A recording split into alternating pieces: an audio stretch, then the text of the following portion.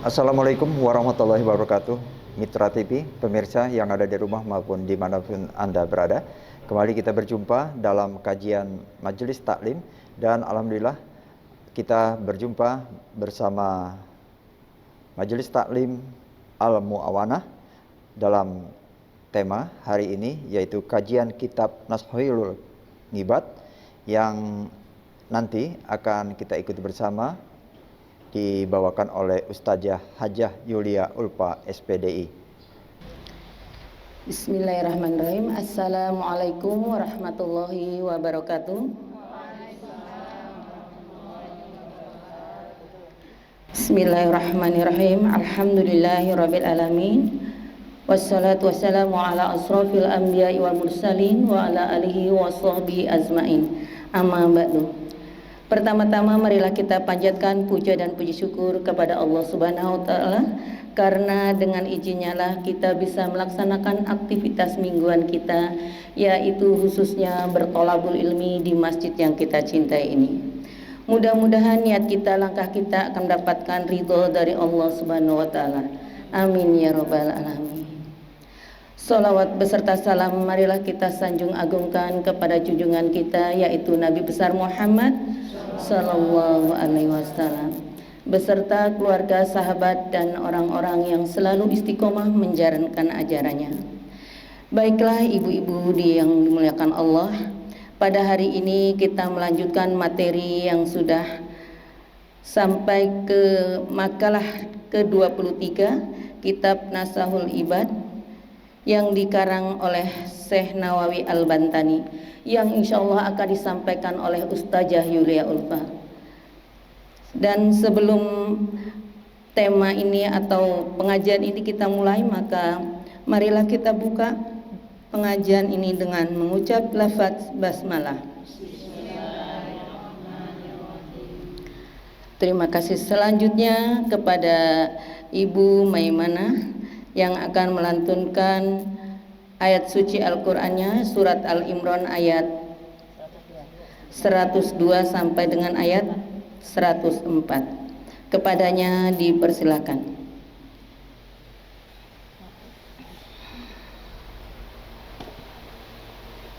Assalamualaikum warahmatullahi wabarakatuh. Waalaikumsalam warahmatullahi wabarakatuh. A'udzu billahi minasy syaithanir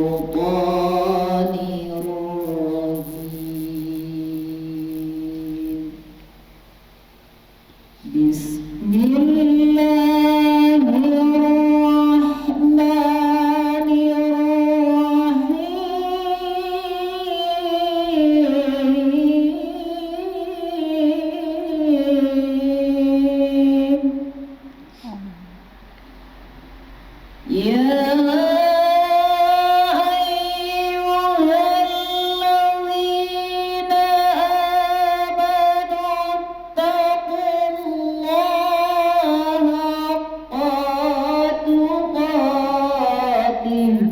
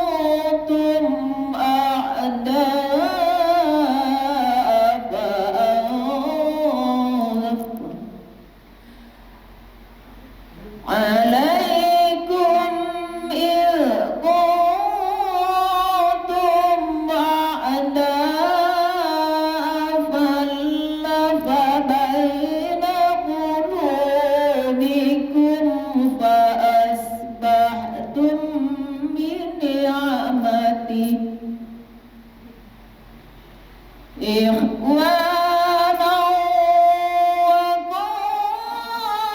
وكنتم على شفا حفرة من النار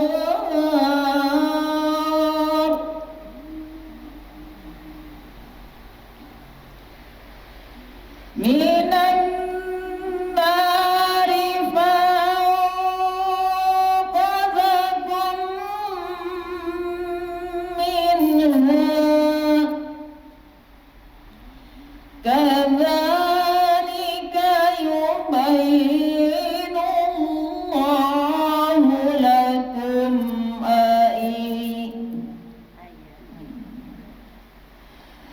كذلك يبين الله لكم آياته لعلكم تهتدون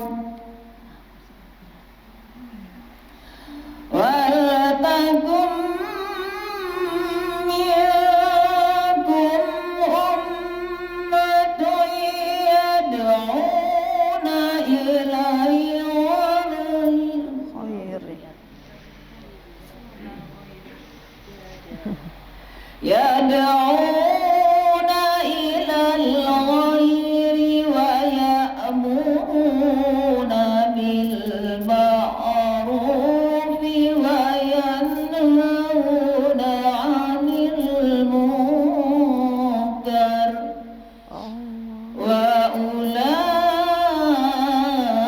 وأولئك هم المفلحون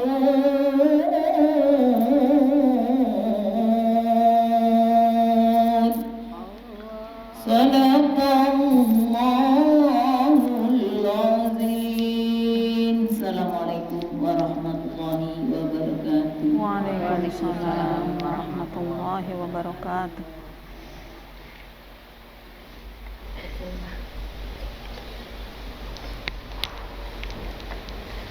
Sadaqallahul azim, sadaqallahul azim. Mudah-mudahan yang membaca dan yang mendengarkannya akan mendapatkan pahala dari Allah Subhanahu wa taala.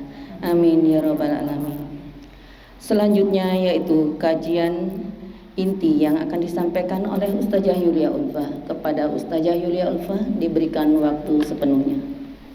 Bismillahirrahmanirrahim. Assalamualaikum warahmatullahi wabarakatuh. Waalaikumsalam warahmatullahi wabarakatuh. Bismillahi tawakkaltu ala Allah, la haula wa la quwata illa billah. Asyhadu an la ilaha illallah wa asyhadu anna Muhammadar Rasulullah. Allahumma sholli ala sayyidina Muhammadin wa ala alihi wa sahbatihi ajma'in, amma ba'd. Qala Allah ta'ala fil kitabihil karim, a'udzu billahi minasyaitonir rajim. Subhanaka la ilma lana illa ma 'allamtana innaka antal alimul hakim. Rabbi shrah li sadri wa yassir li amri wahlul 'uqdatam min lisani yafqahu qawli. Ibu Ketua Majelis Ta'lim Al-Mu'awanah yang saya muliakan, ibu-ibu jamaah Al-Mu'awanah yang dimuliakan Allah, pertama-tama dan yang utama marilah kita panjatkan puji dan syukur kehadirat Allah Subhanahu wa taala, di mana pada siang hari ini Allah masih memberikan kita nikmat sehat, nikmat iman dan nikmat Islam, sehingga kita dapat bermuazahah berkumpul di tempat yang mulia ini. Salawat dan salam kita curahkan kepada baginda kita Nabi besar Muhammad sallallahu alaihi wasallam yang telah membawa kita dari alam jahiliyah menuju alam yang penuh dengan cahaya iman dan Islam. Baik ibu-ibu sekalian, kita akan lanjutkan kajian kita pada hari ini kitab Nashahul Ibad, yaitu makalah ke-23 yang judulnya adalah 3 jawaban Hatim Al-Asham pada setan, ya. Bismillahirrahmanirrahim. Hatim Al-Asham berkata, ma min sobahi illa wa yaqulu syaitan li ma ta'kulu wa ma talbasu wa aina taskunu fa aqulu akalul maut wa albasul kafana wa askunul qabri fayahrabu. Setiap pagi setan itu selalu bertanya kepadaku, 3 hal berikut ini. Kata Al-Asom, kata Hatim Al-Asom. Jadi Hatim Al-Asom ini adalah nama lengkapnya Abu Abdurrahman Hatim bin Ulwan. Dia juga sering disebut Hatim bin Yusuf, seorang ulama besar ya, bidang tasawuf di wilayah Khurasan ya. Diriwayatkan bahwa beliau ini dijuluki Al-Asom. Al-Asom itu kalau bahasa Indonesianya si tuli, nggak bisa dengar. Nah, kenapa kok bisa dijulukin si tuli padahal nggak tuli? Masa seorang ulama besar tuli ya? Nah, beliau ini dijulukin si tuli. Kenapa gara-garanya? Karena kisah berikut ini. Jadi suatu hari ya Al-Asom ini didatangi oleh seorang perempuan menemui Al-Asom atau Hatim Al-Asom untuk menanyakan suatu masalah ya. Tiba-tiba perempuan tersebut kentut, Bu, dut aja gitu ya, kentut gitu Bu ya, di depan umum ya, kayak pengajian begini beliau bertanya gitu di dalam pengajian itu perempuan ini. Dan sehingga wajah si perempuan ini merah Bu. Ya bagaimana sih Bu kalau ibu kentut di depan umum, malu apa enggak? Malu nggak? Ya boro-boro ya. Kalau di depan suami malu nggak? Enggak. Kalau di depan umum begini ibu nanya kepada saya, malu apa enggak kentut? Nah, kemudian wajah si perempuan ini memerah karena saking malunya. Untuk menutupi rasa malu tersebut, perempuan tersebut kemudian Hatim berkata, coba keraskan sekali lagi suaranya coba. Kata Hatim tuh Bu. Ya, coba apa ulang gitu ya, sampai 3 kali. Untuk menutupi malunya perempuan ini karena saking medut gitu ya, pura-pura nggak dengar nanya perempuan ini. Kemudian Hatim minta ulang lagi, coba ulang lagi sekali lagi ibu pertanyaan tadi itu, saya nggak dengar padahal mah dengar ya. Saat itu Hatim pura-pura tuli, nggak dengar ucapan tamunya dengan jelas. Mengetahui hal itu, sang perempuan merasa senang sekali Bu. Ya, hilang rasa malunya seketika sebab ia yakin bahwa Hatim itu tidak dengar suara kentutnya. Padahal dengar apa enggak? Dengar. Setelah kejadian itu perempuan ini Bu menyebarluaskan bahwa Hatim Al-Asom itu adalah tuli ya. Ya, kemudian Hatim itu hingga kemudian beliau masyhur ya dengan nama Hatim Al-Asom, bahwa ulama besar ini dijuluki si tuli oleh perempuan ini. Kenapa? Karena dia enggak dengar kentutnya. Ini akhlak yang luar biasa Bu. Dia tidak mempermalukan perempuan ini di depan umum.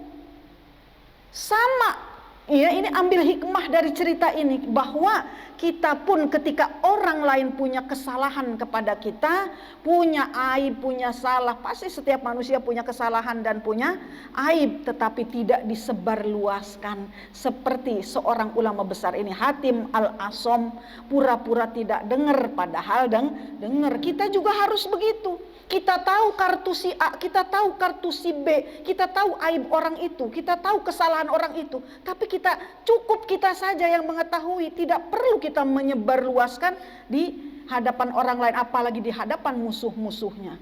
Nah, maka Hatim Al-Asom ini berkata di dalam kitab Nasuhul Ibad ya, bahwa beliau ini setiap harinya Ibu di dalam kitab ini, bahwa tiap hari ditanya oleh iblis dengan 3 pertanyaan. Apa pertanyaan iblis setiap hari kok bertanya terus kepada Al-Hatim Al-Asom ini? Pertama, wahai Hatim, kata iblis, apa yang akan engkau makan hari ini? Nah, ya, pertanyaan pertama tuh. Apa yang akan engkau makan hari ini? Kedua, apa yang akan engkau pakai? Wa aina taskunu fa'akul, ya. Apa yang akan engkau makan? Akulul maut, ya. Apa yang akan engkau makan? Yang akan aku makan adalah, jawabannya Bu, pahitnya kematian, kata Hatim Al-Asom. Apa hari ini yang engkau akan makan Hatim? Hatim menjawab, wa aina taskunu akulul maut, saya akan makan yaitu pahitnya kematian. Ya, saya bacakan dulu ya, nanti baru saya jelaskan. Pertanyaan kedua, ya Bu, wa albasul kafan, ya. Pertanyaan kedua, ma takul wa matal basu, Wa matal basu, apa yang akan engkau pakai? Tadi makan, ini yang kedua, apa yang engkau akan pakai? Apa jawabannya ya Bu? Wa albasul kafan, yang akan aku pakai adalah kain kafan. Maksudnya apa itu Bu? Ya, kematian, pasti orang mati itu harus pakai pakaian kain kafan. Yang ketiga, wa aina taskunu, ya, di mana tempat tinggalmu wahai Hatim, kata iblis. Jawab Hatim, wa askunul qabri fayahrobu, ya, tempat tinggalku adalah kuburan. Ya, mau sombong bagaimana coba kita ini Bu, ya. Pertanyaan iblis selalu setiap hari bertanya kepada Hatim itu, setiap pagi bertanya begitu. Apa yang akan kau makan? Apa yang akan kau pakai? Dan di mana tempat tinggalmu wahai Hatim? Jadi kita ini diperintahkan seolah-olah dari pertanyaan iblis ini kita harus meninggalkan sebuah kenikmatan, yaitu pemutus kenikmatan dunia, yaitu apa namanya Bu? Kematian. Pemutus sebuah kenikmatan adalah kematian. Apa yang akan kau makan wahai Hatim? Yang saya akan makan adalah pahitnya kematian, begitu kerasnya, begitu menakutkannya, begitu pedihnya kita menghadapi kematian itu ibu-ibu. Ya, maka kita harus mempersiapkannya. Jangan kita takut mati. Ya, justru kita harus memikirkan bagaimana kita menghadapi kematian itu sendiri. Kata Rasulullah SAW bersabda bahwa orang yang cerdas itu adalah orang yang selalu di dalam sehari semalam itu selalu mengingat kepada kematian.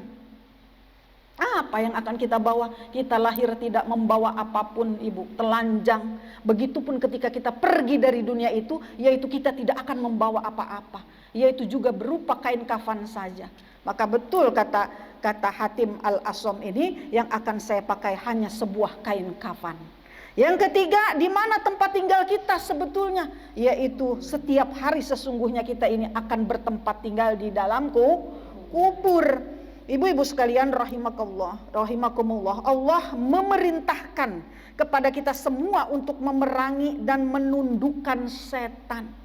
Karena ini setan selalu menggoda supaya manusia tidak ingat kepada Allah, supaya manusia tidak ingat kepada mati, supaya ingat kepada dunia, kenikmatan-kenikmatannya belaka, sehingga kita melupakan yang namanya kematian. Maka Allah memerintahkan kepada kita semua untuk memerangi, untuk menundukkan setan. Jadi ada dua alasan kenapa kita harus memerangi setan. Ya, pertama, setan itu adalah musuh yang menyesatkan dan nyata. Tidak dapat diharapkan kebaikannya, ya. Bahkan sejak awal ia hanya punya satu keinginan, yaitu membinasakanmu ibu-ibu. Maka kita tidak boleh lengah darinya. Seperti Allah berfirman di dalam surah Yasin. Tiap malam Jumat ibu suka baca Yasin. Harus tahu ini apa arti dari Yasin. Jangan sekedar baca doang. Tahlilan, Yasinan tiap malam Jumat, tapi tidak tahu makna dari arti dari isinya ini. Di antara isinya di dalam surah Yasin ayat 60. Bismillahirrahmanirrahim. Alam ahad ilaikum ya bani Adama alla ta'budu syaitan innahu lakum aduwwum mubin. Apa artinya? Bukankah aku telah memerintahkan kepada kalian, kata Allah, wahai Bani Adam, supaya kalian itu tidak menyembah setan. Sebab sesungguhnya setan itu adalah musuh yang nyata bagi kalian. Ya Allah, ibu-ibu. Kemudian Allah juga berfirman di dalam surah Fatir ayat 6. Inna syaitana lakum adu fattahiduhu aduwa. Sesungguhnya setan itu musuh bagimu, maka jadikanlah ia sebagai musuhmu. Ya, jangan dijadikan teman. Kenapa? Setan ini pinter Bu. Kalau kita lagi tidur dia melek. Kita duduk dia berdiri. Kita berdiri dia juga berdiri. Jadi dia tidak pernah tidur dan tidak pernah lengah. Sedangkan kita banyak lengahnya. Maka kita harus tahu kenapa alasannya. Kita harus tidak berteman dengan setan. Alasan yang kedua adalah setan memang diciptakan oleh Allah untuk memusuhi kita. Ya, dan selamanya ya kita harus siaga untuk memeranginya. Di saat tengah malam di saat tengah hari, baik engkau sedang lengah, apalagi perempuan seperti kita banyak liburnya dibandingkan banyak ingatnya kepada Allah. Betul apa betul? Betul. Lagi haid, ya, habis nifas, ya, kemudian kadang-kadang kita takut megang Al-Quran, ya. Sebenarnya enggak apa-apa kita berzikir, kita terus baca Quran tanpa harus memegang mushaf. Peganglah Al-Quran yang ada terjemahnya. Kenapa di dalam fikih-fikih tidak boleh seorang perempuan memegang Al-Quran, baca Quran? Itu justru menjauhi kita dari Allah. Maka ibu-ibu silahkan ketika ibu sedang haid itu tidak masalah pegang Al-Quran, ya. Artinya bukan mushaf, ya, tetapi Al-Quran yang ada terjemahnya. Kenapa? Disinilah perempuan sering lengah, Bu, ya. Ketika sedang setan itu terus membidik kita tengah beribadah, Bu, ya, tengah beribadah.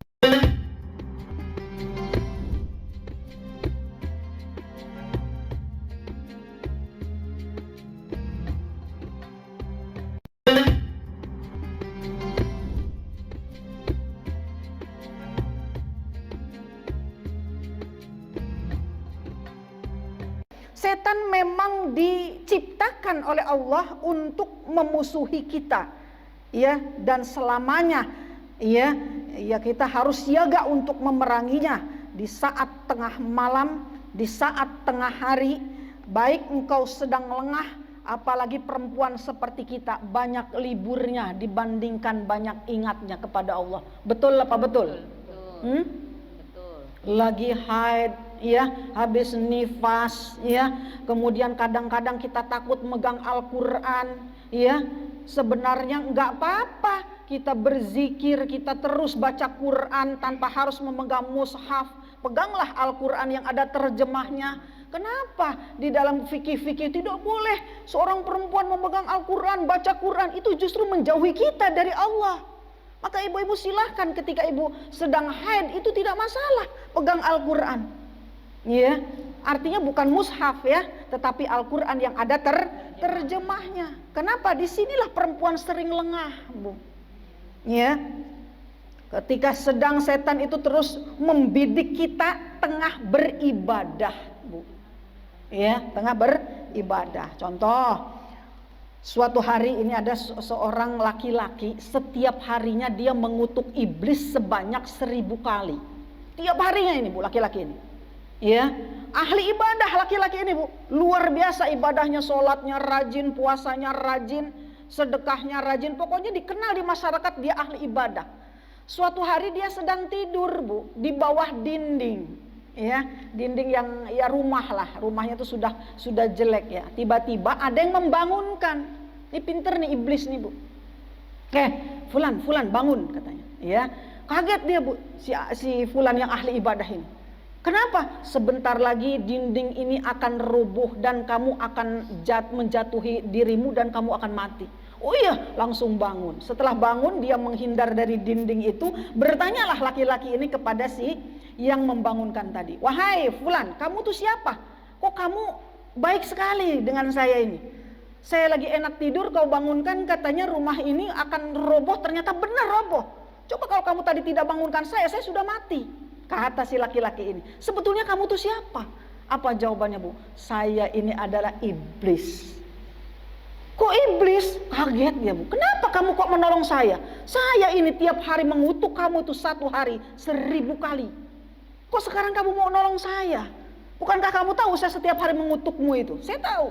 Makanya saya bangunkan, kata iblis. Apa jawaban iblis? Saya tidak rela ketika kamu mati dalam kondisi syahid. Karena orang yang tertindih dengan dinding tanpa diminta atau sengaja, yaitu adalah mati syahid. Apalagi engkau kedudukannya di mata Allah ahli ibadah. Saya tidak rela, kata iblis. Segitunya iblis, Bu.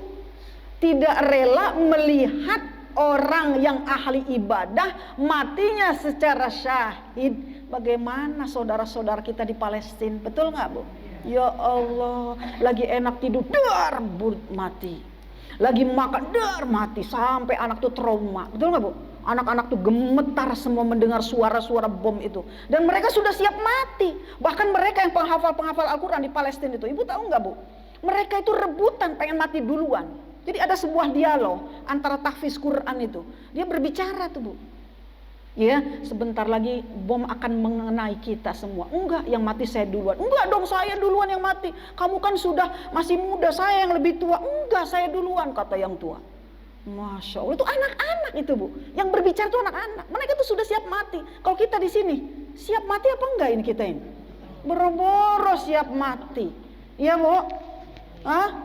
Kita apa? Masih memikirkannya? Hubbu dunia, cinta dunia, takut mati. Saya sudah pernah menggambarkan, Ibu, suatu hari ada seorang TKW. TKW tahu TKW? Yang sudah berpuluh-puluh tahun itu ya, Bu, yang merantau. Tiba-tiba kata majikannya, "Hei TKW, kamu mau nggak saya pulangkan? Kamu sudah rindu?" "Sudah, saya sudah 20 tahun nggak pulang-pulang." "Ya udah, saya belikan tiket. Kamu silahkan temuin anak-anakmu, iya kan? Kamu pulang dengan pesawat, saya kasih gaji sekian." Kira-kira si TKW ini seneng gak, Bu, mau ketemu keluarganya? Senang, bener senang. Senang lah, gimana orang 20 tahun gak ketemu suaminya, gak ketemu anaknya, gak ketemu ibu bapaknya. Tiba-tiba disuruh pulang, sama siapa? Sama si majikannya. Senang, dikasih gaji gede lagi. Iya, kemudian ada lagi nih. Senang ya tadi ya, saya tanya ya. Ada lagi nih, Bu, ada seorang perempuan tiap hari dikasih uang 15 juta seorang laki-laki. Tapi laki-laki itu tidak diketahui. Nih, saya kasih duit 15 juta, pengen rumah, Bang, kasih rumah. Pengen mobil, Bang, dikasih mobil. Saya pengen punya emas, kalung, oh dikasih. Itu sudah 30 tahun berjalan, tapi nggak pernah ketemu orang laki-laki itu. Kira-kira Ibu kalau digituin posisinya, pengen nggak ngelihat orang itu? Pengen. Sama ketika seorang hamba Allah sudah rindu kepada kalian semua. Kira-kira kalau dipanggil oleh Allah sudah siap?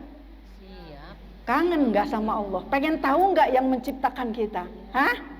Coba, ya.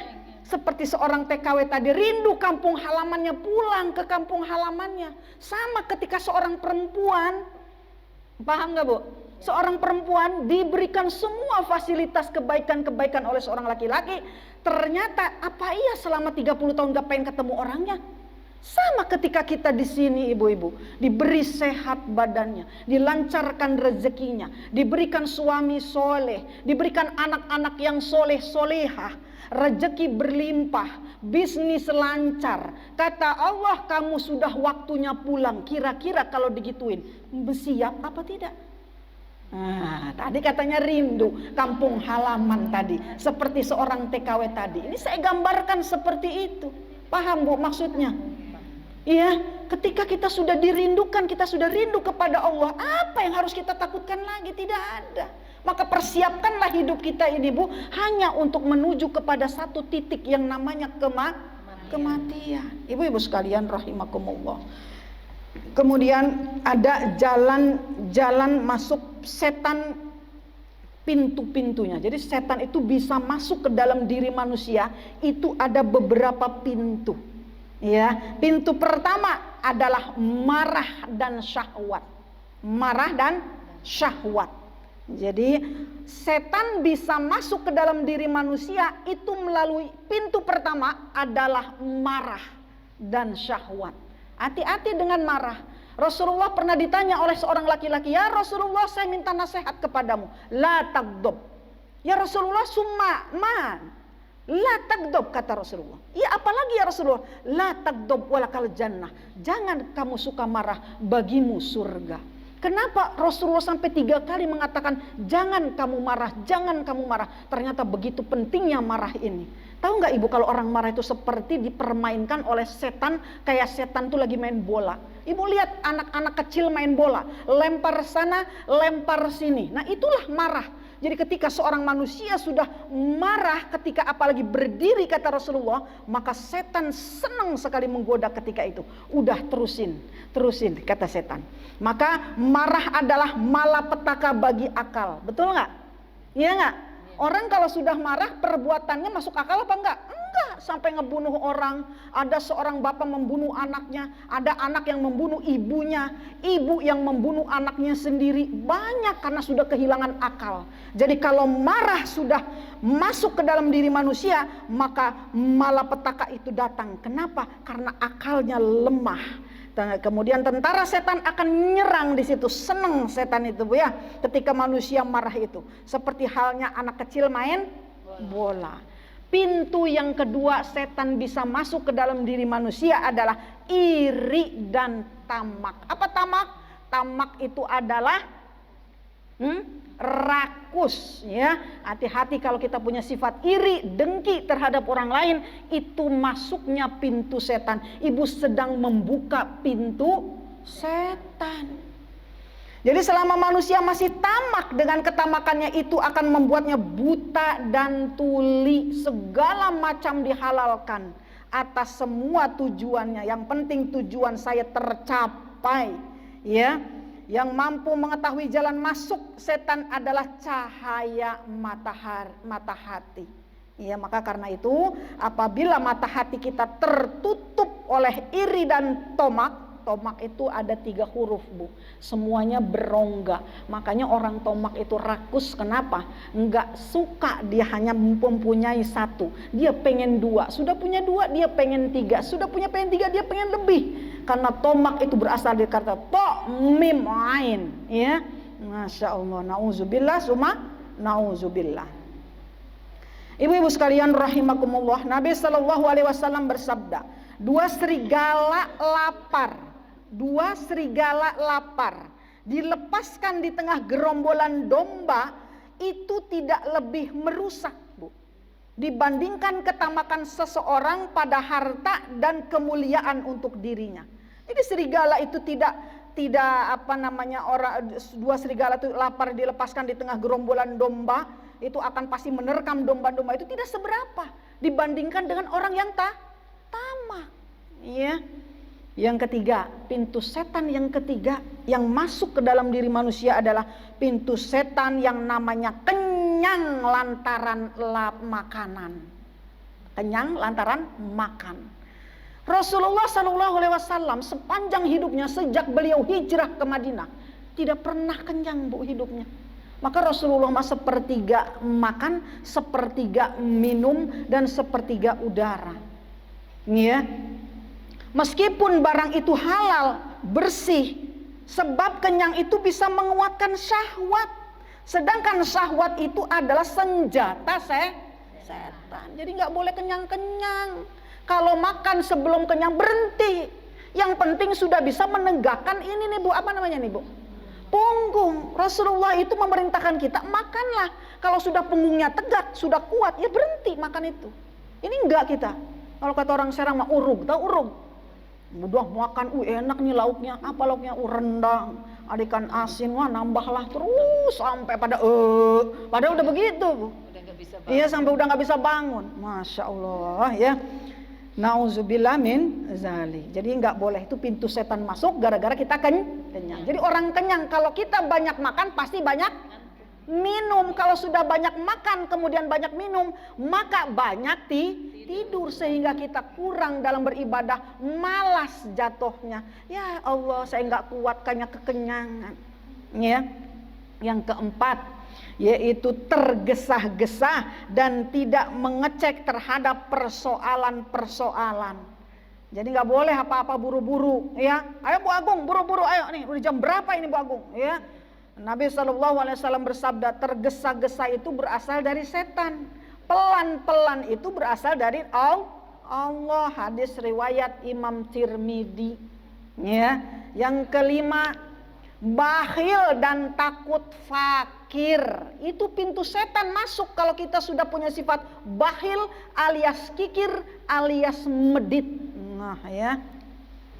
Karena semua itu bisa mencegah infak dan sodakoh. Jadi orang bakhil, tahu bakhil, Bu? Apa bakhil?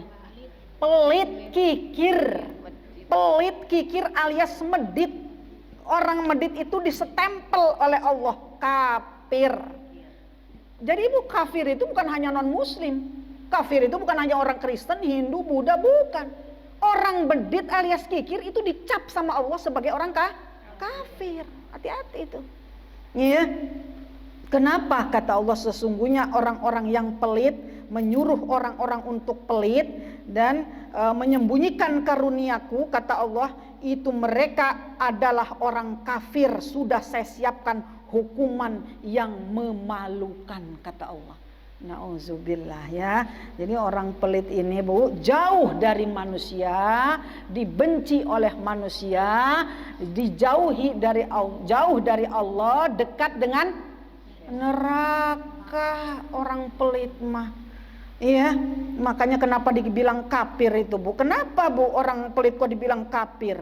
Karena ya kesusahan di dunia dan di akhirat akan didapatkannya orang-orang pelit itu. Susah hidupnya, dikira hartanya milik dia. Dia tidak merasa diberi oleh Allah. Ya. Kemudian Allah akan menghancurkan hartanya ketika dia masih hidup, orang pelit itu. Ya, nah ini pintu setan masuk ini yang kelima ini. Setan mudah sekali masuk ke dalam orang yang pelit, bakhil, ya, dan takut miskin, ya. Hati-hati. Kemudian yang keenam, pintu masuknya setan ke dalam diri manusia adalah fanatik terhadap suatu mazhab serta iri dengki terhadap musuh. Ya, jangan fanatik terhadap suatu mazhab. Kenapa? Karena merasa nanti ujung-ujungnya saya yang benar, kamu yang salah. Bid'ah kamu itu, kafir kamu itu, semua murtad kamu itu. Diejek semua, nih yang benar nih golongan saya, kamu itu golongannya salah. Ujungnya nanti begitu kalau kita terlalu fanatik. Paham gak Bu maksudnya ini? Jadi kita tidak boleh yang benar Imam Syafi'i, yang salah Imam Hambali. Salah, gak boleh begitu. Semuanya benar. Imam 4 mazhab ini, jangan menyalah-nyalahkan. Ya, nah, kan demennya zaman sekarang tuh begitu Bu, ya enggak? Oh tahlilan bid'ah, ya kan? Yasinan gak boleh, haram, ya kan? Apalagi itu, semua dia haramin. Ya, susah kita untuk menarik keyakinan. Mereka sudah punya keyakinan masing-masing, punya dalil masing-masing, silakan. Ya, nggak bisa kita memaksakan sebuah keyakinan. Ya, apalagi ini masalah fikih itu dugaan-dugaan. Semuanya benar. Imam Syafi'i benar, Imam Hambali benar, Imam Maliki benar, semuanya benar. Ya, tidak ada yang paling benar saya, yang salah kamu. Ya, maka Ibu sekali lagi saya selalu mengingatkan, orang yang benar itu orang yang merasa tidak benar. Tetapi orang yang enggak benar itu orang yang merasa dirinya paling benar. Paham Bu? Sekali lagi, orang yang merasa dirinya paling benar itu justru orang enggak benar. Rasulullah itu merasa dirinya tidak pernah merasa benar. Padahal Rasulullah itu benar, maksum. Rasulullah itu benar-benar dijaga oleh Allah akhlaknya. Paham Bu sampai sini Bu? Tapi Rasulullah segitunya padahal akhlaknya yang luar biasa. Rasulullah tidak merasa paling benar. Tetapi sekarang banyak orang yang di kelompok-kelompok di negara kita ini, saya kelompok paling benar, saya yang paling fase, saya yang nanti salah satunya adalah ya salah satu golongan yang akan ya selamat di hari kiamat. Padahal tidak ada yang bisa menjamin keselamatan kita, itu hanyalah Allah. Ya, ibu-ibu sekalian rahimakumullah. Yang ketujuh, pintu masuk setan adalah berprasangka buruk terhadap kaum muslimin. Suuzon, kita tidak boleh suuzon terhadap orang lain, ya. Ya ayyuhallazina amanu jtanibu katsiran minaz zanni inna ba'daz zanni. Ya, dan selanjutnya, hai orang-orang yang beriman. Kenapa Allah memanggil orang-orang beriman? Kenapa tidak memanggil ya ayyuhal muslim, ya ayyuhan nas? Kenapa? Kok Allah selalu memanggil kita di dalam Al-Quran ya ayyuhallazina amanu? Kenapa Allah memanggilnya orang-orang beriman? Karena orang beriman itu siap Bu, siap, sudah siap melaksanakan segala perintah Allah dan siap menjauhi segala larangan Allah. Maka kenapa dipanggilnya hanya orang beriman? Ya, maka kalau Anda merasa beriman semuanya, seharusnya sudah siap melaksanakan semua perintah Allah. Apa kata Allah di dalam Al-Quran? Hai orang-orang beriman, jauhilah kebanyakan dari prasangka, kecurigaan, korek-korek orang lain. Ya kan? cari aibnya, kesalahannya di mana, terus disebarluaskan. Jangan, kata Allah, jadi jauhilah kebanyakan prasangka. Kenapa? Karena sebagian dari prasangka itu adalah dosa. Maukah Anda memakan bangkai daging saudaramu sendiri nanti ketika di akhirat? Ini surah Al-Hujurat ayat 12. Nanti orang-orang yang demennya nyari-nyari korek-korek kesalahan orang lain, Bu, dan apalagi menyebarluaskan, nanti di akhirat itu akan dihidangkan sebuah daging. Ya, paham nggak? Daging itu ternyata bukan daging sapi, bukan daging ayam. Tapi daging itu ternyata daging yang pernah kita bicarakan keburukannya di hadapan teman kita, sedangkan orang yang dibicarakan itu tidak mendengar dan tidak mengetahui ketika dia diburuk-burukan. Paham nggak, Bu? Makanya orang yang digibahin itu seperti mayat, Bu, nggak bisa membela diri, betul nggak? Maka ibu nanti di akhirat kalau sekarang demennya gibah, itu akan diberikan makanan berupa daging yang sudah mati, bangkai. Bangkai siapa itu? Bangkai saudaramu yang kau gibahi tadi. Suruh dimakan, suruh dimakan. Nauzubillah. Ya. Ibu-ibu sekalian rahimakumullah. Jadi setan itu seperti seekor anjing. Lapar, menghampiri manusia. Ya, sekarang ibu bertanya kepada saya, Bu, saya udah zikir, saya udah baca Quran, ya kan? Saya udah sholat sunnah, apalagi sholat wajib. Apakah setan masih selalu menggoda saya? Ya sudah tentu itu. Sekalipun engkau ahli ibadah, semakin tinggi iman seseorang, maka semakin kuat godaannya. Semakin kuat setannya. Kalau Anda imannya seperti setingkat profesor, maka setannya juga setingkat profesor. Terus bagaimana cara mengusir setan itu? Ya, apakah cukup dengan hus? Kan setan tadi seperti anjing. Ibu lagi megang daging, tahu nih, saya ibaratkan begini ya, saya analogikan. Ibu megang daging tulang, ya kan? Kemudian megang aja tuh ibu tuh, terus si anjing datang, guk gitu kan? Terus ibu cuma ngegusah gini, hus, itu pergi nggak, Bu? Enggak, kenapa? Saya mau tanya. Karena ibu masih pegang daging dan tulang, karena baunya sangat menyengat, dia pengen deket ibu. Nah, caranya gimana supaya tidak digonggongin lagi? Ya dibuang dong. Apanya yang dibuang? Dagingnya. Saya ibaratkan daging tulang itu adalah sifat-sifatmu yang tadi, pemarah, iri, dengki, suuzon, fanatik, itu semuanya dibuang. Ya, dengki, iri, marah, dendam, kesumat, ria, ujub, sum'ah, dibuang sifat itu. Baru ibu setelah zikir itu kepada Allah, maka itu setan insya Allah tidak akan terlalu menggoda kita. Ya, ini mah enggak. Sifat-sifat itu masih ibu pegang. Pemarahnya masih, suka irian sama orang masih, suka ngegibahnya sama orang senang. Ya, zikir jojong, ya tetap aja setan itu masih bertengger di dalam hatimu, Bu. Kenapa? Karena sulit. Ya, sulitnya kenapa? Ya,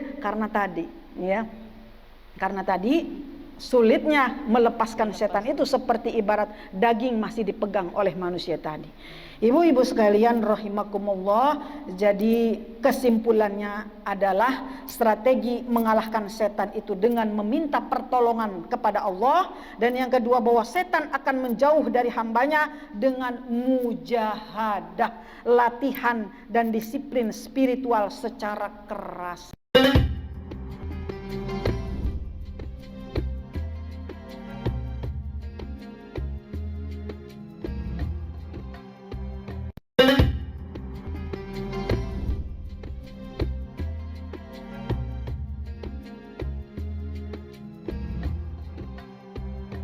Ibu-ibu sekalian rahimakumullah, jadi kesimpulannya adalah strategi mengalahkan setan itu dengan meminta pertolongan kepada Allah, dan yang kedua bahwa setan akan menjauh dari hambanya dengan mujahadah, latihan dan disiplin spiritual secara keras. Sampai di sini ada pertanyaan?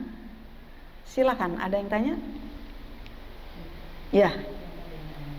Yang saya pertanyakan, Ibu, ketika sekarang kita tahu kan, ya, karena ada pembelajaran dari bahwa itu semua adalah godaan setan. Dan kita akan berusaha tentunya apa yang ilmu kita peroleh, kita akan berusaha deh menerapkan sehari-hari.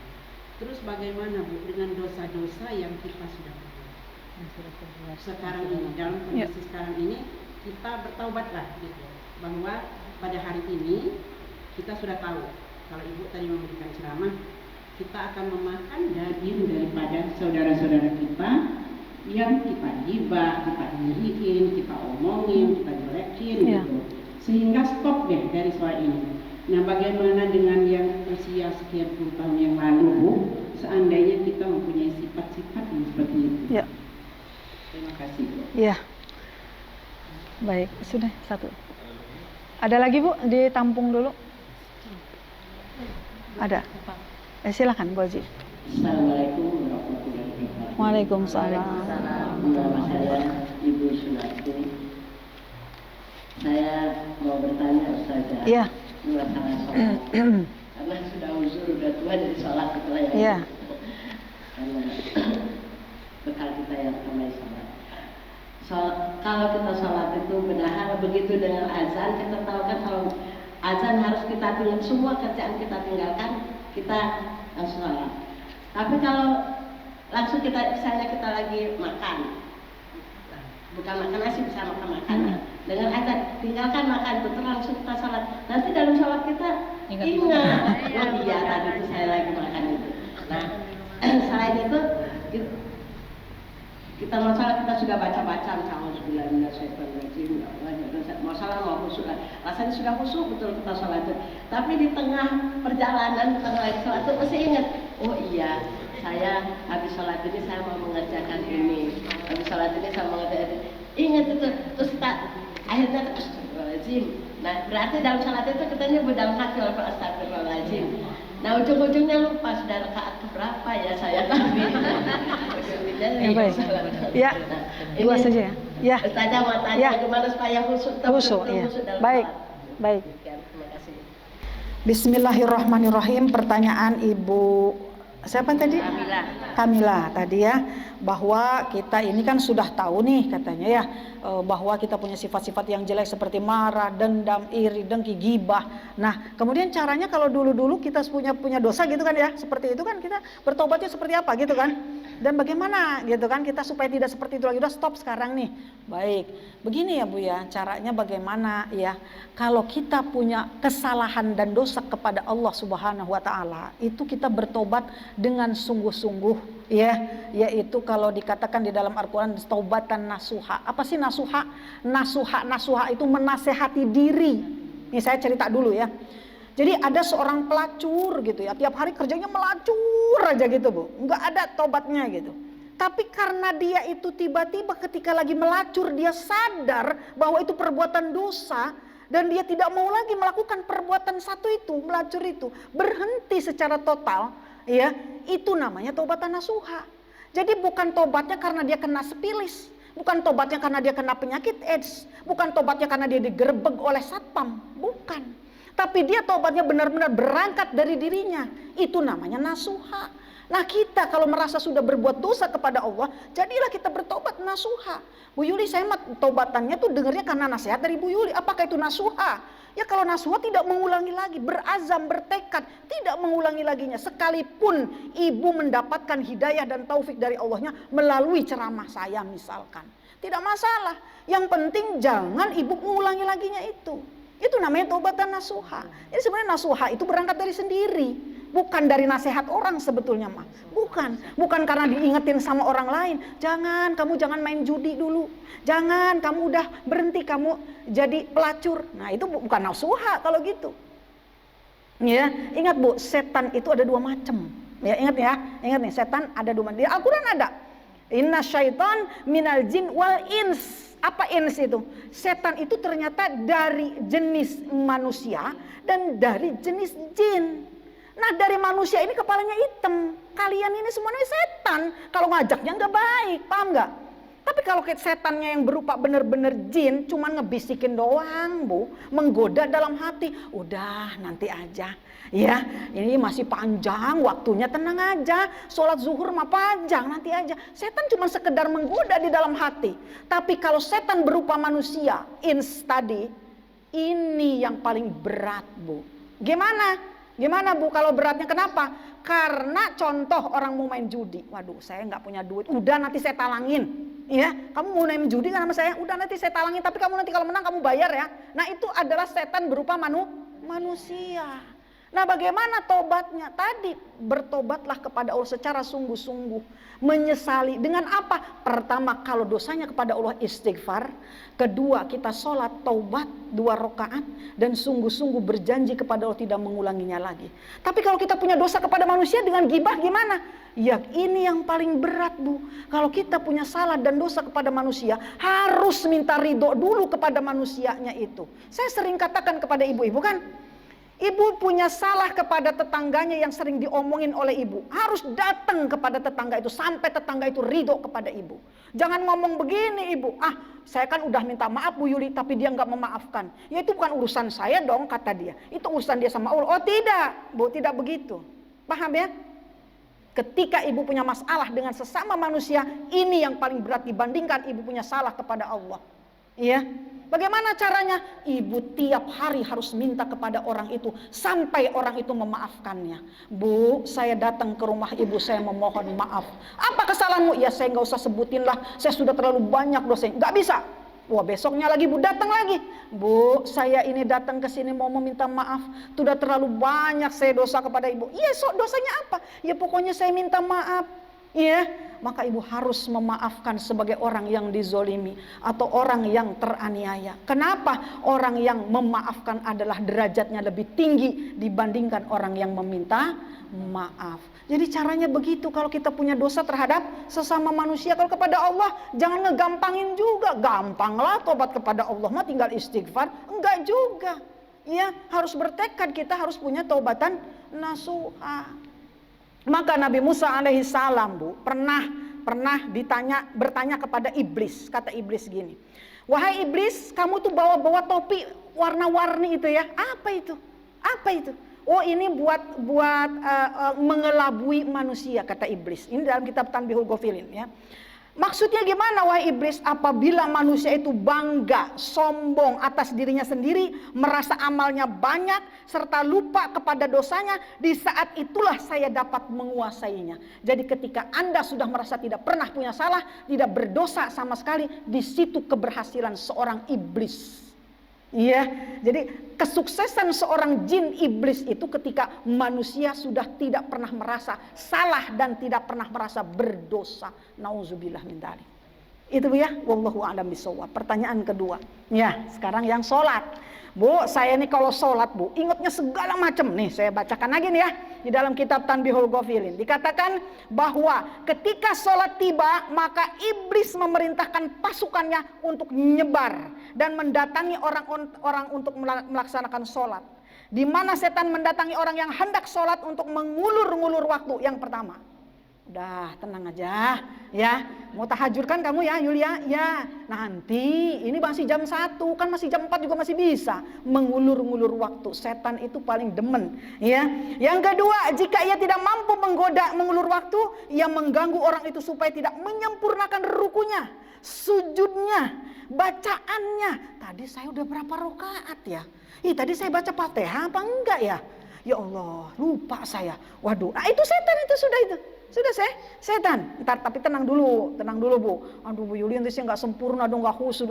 Tenang dulu ya, belum selesai. Kemudian kalau nggak bisa juga Bu ya, kemudian digoda lewat doa supaya buru-buru. Ibu pernah kalau habis sholat, assalamualaikum, dah Bu kamu kena. Itu setan itu. Udah cepet, banyak kerjaan kamu di sana, kata setan. Ya udah, nggak usah. Allah mah sudah nerima sholat kamu, tenang aja. Jika ia tidak mampu menggoda hatinya, selalu mengingat dunia, iya. Saya nggak ingat tuh Bu Yuli, alhamdulillah nggak ingat jemuran, nggak ingat makanan, nggak ingat masak, nggak tuh saya alhamdulillah. Oh berarti saya berhasil tuh setan. Oh nggak berhasil setan dalam hal itu. Setelahnya, ya apabila setan tidak berhasil juga seperti itu, maka setan diikat dan dibuang ke laut. Apabila setan berhasil, maka dia dimuliakan dan disanjung-sanjung oleh emaknya yang namanya iblis. Paham? Kalau ibu sudah tergoda semuanya begitu, udah berarti setan yang menang. Ingat, aduh tadi belum dimatiin tuh namanya kompor, kan gitu. Ya Allah hujan tiba-tiba, aduh jemuran. Udahan ya ibu, astagfirullah. Ibu kan nyesel ya. Ya Allah saya tadi tuh berapa rakaat pakai sujud sahwi pula. Tenang bu, tenang. Di dalam kitab Al-Hikam, Syekh Ibnu Athaillah Askandari, orang yang di dalam sholatnya itu merasa tidak khusyuk, selalu ingat dunia, selalu ingat macam-macam, justru yang begitu sholatnya yang diterima oleh Allah Subhanahu wa Ta'ala, karena dia merasa tidak sempurna ibadahnya. Tapi kalau orang yang setelah sholat merasa sudah sempurna, yakin pasti diterima nih sholatnya. Justru yang begitu kata Ibnu Athaillah, yang Allah tidak terima sholatnya. Jadi tenang aja. Maka tapi ibu dalam sholat juga jangan mentang-mentang, ya begitu ya. Jangan mentang-mentang udah khusyuk pasti terima, begitu ya bu ya. Wallahu a'lam bishawab. Demikian ibu-ibu, hanya Allah yang tahu. Terima kasih ibu-ibu atas segala perhatiannya. Mudah-mudahan apa yang saya sampaikan bermanfaat. Kurang lebihnya saya mohon maaf, kepada Allah saya mohon ampun. Terima kasih atas segala perhatian. Mohon maaf atas segala kekurangan. Wasikum wa nafsi bittaqullah. Wassalamualaikum warahmatullahi wabarakatuh.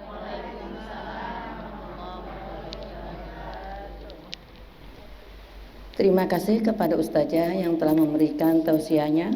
Mudah-mudahan kajian hari ini akan mendapat ridho dari Allah, dan marilah kita tutup pengajian ini dengan mengucap lafaz hamdalah dan doa penutup majelis.